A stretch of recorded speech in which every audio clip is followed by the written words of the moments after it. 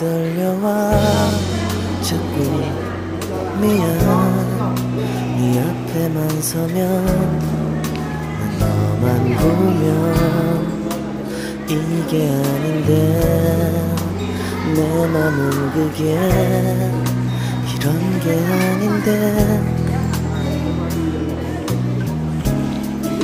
예쁘게 말하고 싶었지만 내 맘이 들킬까 Iniwanan na ako nila guys. Ito pa ako mag-vlog. Kasi busog na kami ng birthday, diba? Birthday. Daming food. Dami pang ang ano. Daming ang Sharon. 널 사랑해서 널 좋아해서 그랬던 거라 난 생각했어 말하지 않아도 내 맘을 너는 알아줄 거라 생각했어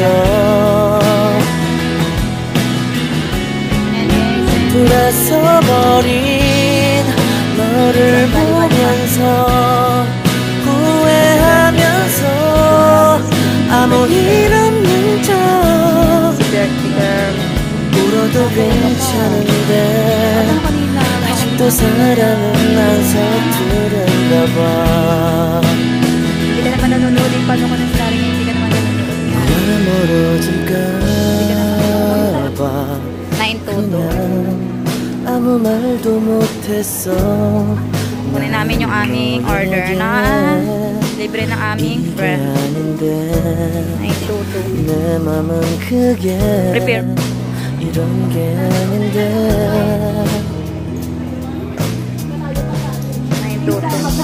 9-2 ayan na 9-2 ready to pick up na 다시 ready to pick up na nandiyan na yan automatic na yan ay Betty 달라질 것 없는 상황이란 걸 이미 잘 알고 있어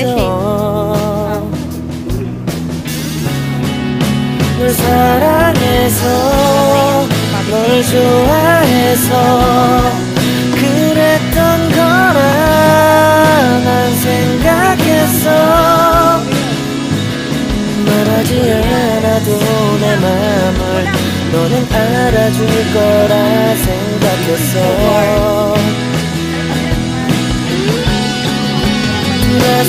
돌아서버린 너를 보면서 후회하면서 아무 일 없는 척 울어도 괜찮은데 아직도 사랑은 안 서 Thank you Lord sa pagkain nito sa aming harapan. Thank you po kay Cory nag-provide sa amin ito to celebrate Ate Gloria's birthday. Salamat po. I-bless nito siya ng sobra-sobra pa para po marami pa siyang share sa amin. Yes, Lord. Amen. May you extend this blessing sa lahat po ng mga nabibigyan sa puso. Amen, Lord. Thank you. In the mighty name of the Lord Jesus Christ. Amen. Thank you, Lord. Thank you, Beshi, sa palebri. Thank you sa paka-FC. 가슴이 떨려와 자꾸 미안 네 앞에만 서면 너만 보면 이게 아닌데 siya lang yung 그게 이런 게 아닌데 ang blooming mo dyan. Busog na kami. 예쁘게 말하고 Kupak na kami ng chicken at saka french fries. Yung rice din na namin kinain kasi busog na kami. Busog din kami kanina. Parang ano na lang to. May mga take out. May take out din ako. 차라리 들켜서 Take out. Nag-take out na. 내 맘을 네가 알아챘어야 해 널 사랑해서 널 좋아해서 그랬던 거라 난 생각했어 Sabi ko pa lang namin. 말하지 않아도 내 맘을 너는 알아줄 거라 생각했어 Alam, niya sa personal niyan para makita niyo ano niya. 들었어버린 너를 보면서 후회하면서 아무 일 없는 척 울어도 괜찮은데 아직도 사랑은 안 서투른가 봐 너와 멀어질까 봐 kasi malapit kami sa dagat.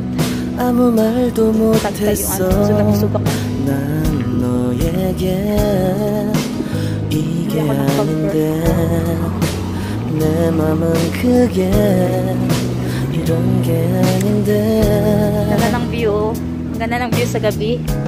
Kaso hindi 내 자신을 합리화해보고 내 탓이 아님을 되뇌어도 jacket ko manipis. 달라질 것 없는 Malamig pa siya kapag gabi. 상황이란 걸 이미 잘 알고 있어 Ayan, dito lang nagtatambay yung mga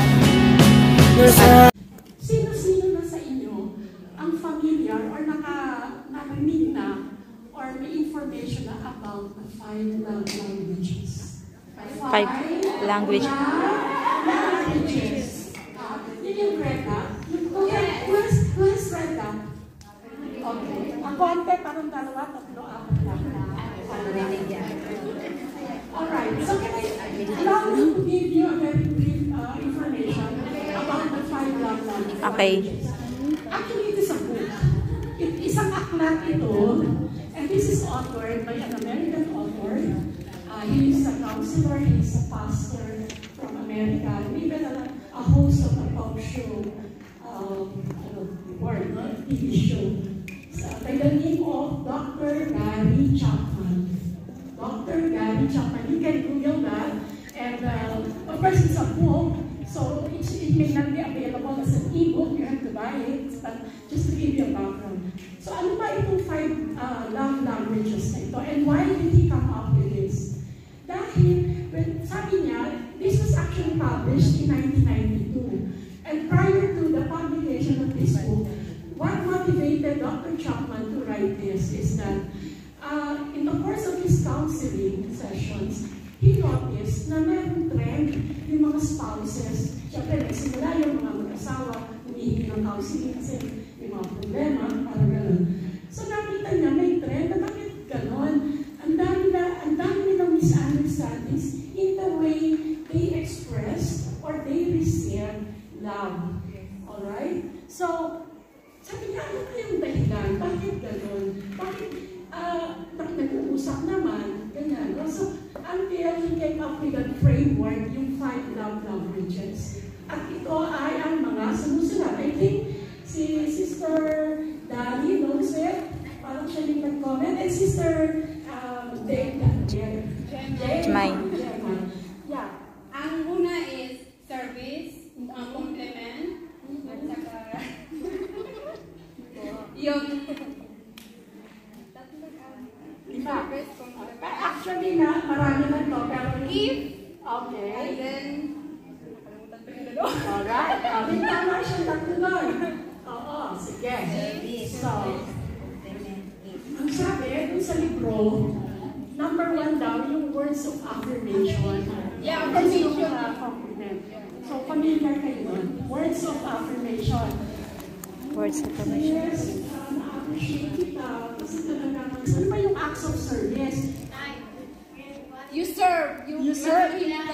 Yung alagaan siya. Amen. O, diba? Sarap-sarap kung halimbawa yung spouse mo, even yung anak mo, siya na nagluluto, he does the household chores, diba? He runs errands for you. Amen. Diba? Sana yung magsasabi, Mama, pahinga ka na. O kaya, Acts of service. Pagluluto ka ng bawon, especially kung lagi ka nagra-rush to all the office. Diba? That's an act of service. What else? So, second, the gift, the tangible gift, right? So, it's a gift giving or receiving gifts, right? Sino ba ayaw ng makatanggap ng gift? Hindi lang during, special occasions, diba? Siguro, that's Valentine's Day. Gift lang. And then the other one, the fourth one is Time. very good. Quality time. Diba? Ang sarap din ng gano'n na lagi kayong may oras na i-date ka. Diba? Quality O time. kaya manonood kayo sine. Basta it is a focused attention, no? Sa iyo na yung minamahal. Ikaw din. And then the last one, physical touch. Physical touch. So it's an appropriate touch. Physical touch.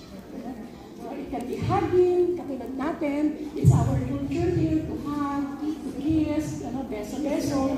Diba? So yan. So, yan. So, okay. Alam niyo ba, research, during that time na conceptualizing Dr. Gary Chapman, he learned that among these five, the words of affirmation is the most common. And it even edged out yung physical touch, yung quality time. Yun ang nanguna. Alright? So, I would like to ask you now, have you ever considered or found out ano ba yung primary love language na gusto niyo? Meron ba pwedeng mag-share? Ano na? Ito ay yung ikaw, gusto mo matanggap yon from your partner or from your loved one. At ikaw din naman, ganon. Ikaw ano? Ikaw anong love language? Na-realize mo na ba kung ano yung love language? Ay, ano ka? Alright. Gusto niya mas marami. So siguro lagi kang nag-video call, no? Hindi ako. Ano sa akin yan? Not only fine, but she has made time to video call the loved ones, like the children, the relatives, diba? Oh, very good. Oh. Meron kami din kasama sa Saturday group. Talagang everyday may oras na sila ng anak niya. Sir Daddy, Sir Lord, meron na. By the way, ito, yung sinasabing primary love language na to, para mapunuan yung tinatawag natin love tank. Amen. It's like a tank, no? Para tayong tangke. Dapat yung reservoir natin, punong-puno ng pag-ibig parate, no? But if it becomes depleted, dyan na dadaloy ang problema, no? So, ano yung primary love language nyo na meron na kayo? Ikaw, Sister Luis. Wow! Service. Yeah, gusto niya siguro lagi ipagluluto. Oo. Any more? Sige, mag-share. Ayaw ko pahanin. And that's it, sir.